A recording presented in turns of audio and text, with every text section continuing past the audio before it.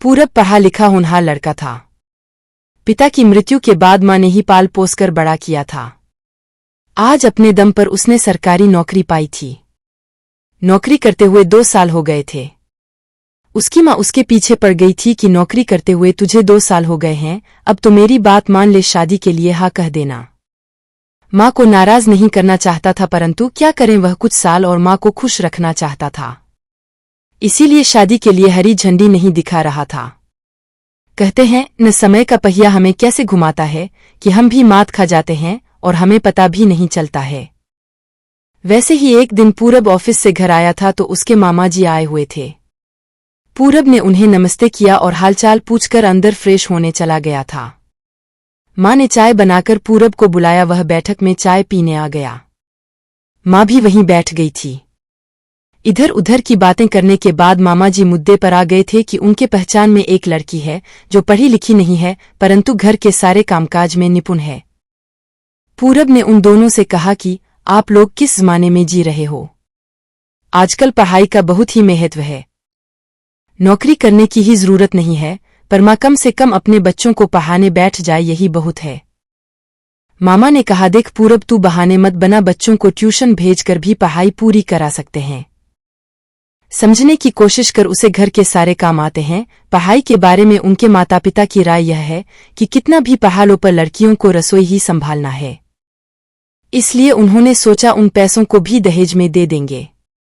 मामा आप खुद सोचिए, मां ने भी पढ़ाई नहीं की थी। पापा की मौत के बाद मुझे पालने के लिए उन्हें कितनी तकलीफों का सामना करना पड़ा था। आपका सहारा नहीं होता तो क्या हुआ होता।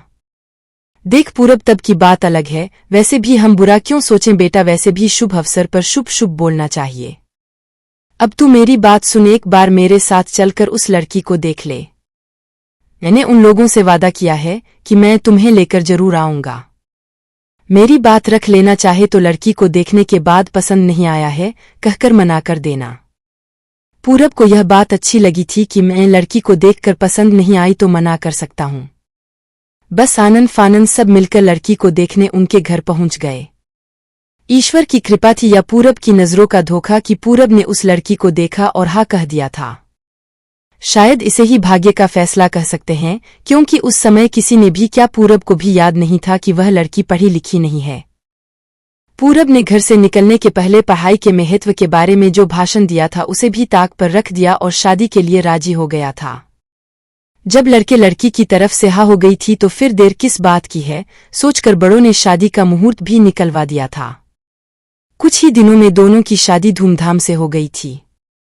अब तक हमने वह लड़की कहा था पूरब की पत्नी को, असल में उसका नाम प्रीति है। प्रीति ससुराल में आकर यहीं की हो गई थी। पूरब भी उसे बहुत प्यार करता था। उसमें बस यही एक कमी थी कि वह पढ़ी लिखी नहीं है, वरना हम कह सकते हैं कि वह तो सर्वगुण संपन्न थी। समय के साथ साथ सब कुछ बदल गया था। पूरब और प्रीति के 2 प्यारे बच्चे भी हो गए थे। दोनों बहुत छोटे छोटे थे। इसी बीच पूरब की मां का भी देहांत हो गया था। प्रीति ही पूरे घर को अच्छे से संभाल रही थी। उनके दिन बहुत ही अच्छे से गुजर रहे थे। कहते हैं न सब दिन एक समान नहीं होते हैं, वैसे ही एक दिन पूरब जब ऑफिस से आ रहा था उसके साथ बहुत बड़ी दुर्घटना घटी जिसमें उसकी मौत हो गई थी। पूरब के ऑफिस से लोग आए थे और प्रीति को पूरब की नौकरी देने की बात कह रहे थे। मामा जी भी वहीं खड़े थे। जब ऑफिस वालों को पता चला कि प्रीति पढ़ी लिखी नहीं है तो उन्होंने कुछ नहीं कहा और जो भी पैसे सरकार की तरफ से मिलने थे वह सब उसे दिला दिया था। सिर्फ थोड़े से पैसों से 3 लोगों की जिंदगी नहीं संवर सकती है। उसे पूरब की नौकरी भी मिल जाती थी तो जिंदगी संवर जाती थी। बच्चों की पढ़ाई लिखाई, उनके सपने सब पूरे कैसे होंगे, यह सोचते ही प्रीति की हिम्मत टूट गई। एक दिन उसने एक फैसला लिया और एक रात जब मामा जी सो रहे थे तो अपने दोनों बच्चों को लेकर समुंदर के किनारे खुदकुशी करने के लिए चली गई। वहां के गार्ड ने उसे देखा और पुलिस को बुला लिया था और उनकी सहायता से उसे घर लेकर आए। लोगों की बातों से मामा जी नींद से जागकर बाहर आते हैं और पुलिस की बातें सुनकर टूट जाते हैं। उन्होंने कभी सपने में नहीं सोचा था कि प्रीति ऐसा करेगी। उन्होंने मन ही मन ठान लिया था कि प्रीति को किसी भी तरह थोड़ी बहुत पढ़ाई कराकर रहूंगा। यह सोचते ही उन्होंने प्रीति को बिठाकर गलत कदम उठाने के लिए डांटा। उसे हिम्मत दी कि खुदकुशी ही सब समस्याओं का हल नहीं होता है। जब तुम कोशिश करोगी तो सफलता जरूर मिलेगी और तुम अकेली नहीं हो, मैं तुम्हारा साथ दूंगा। उससे वादा भी लिया था कि फिर कभी ऐसा कदम नहीं उठाएगी।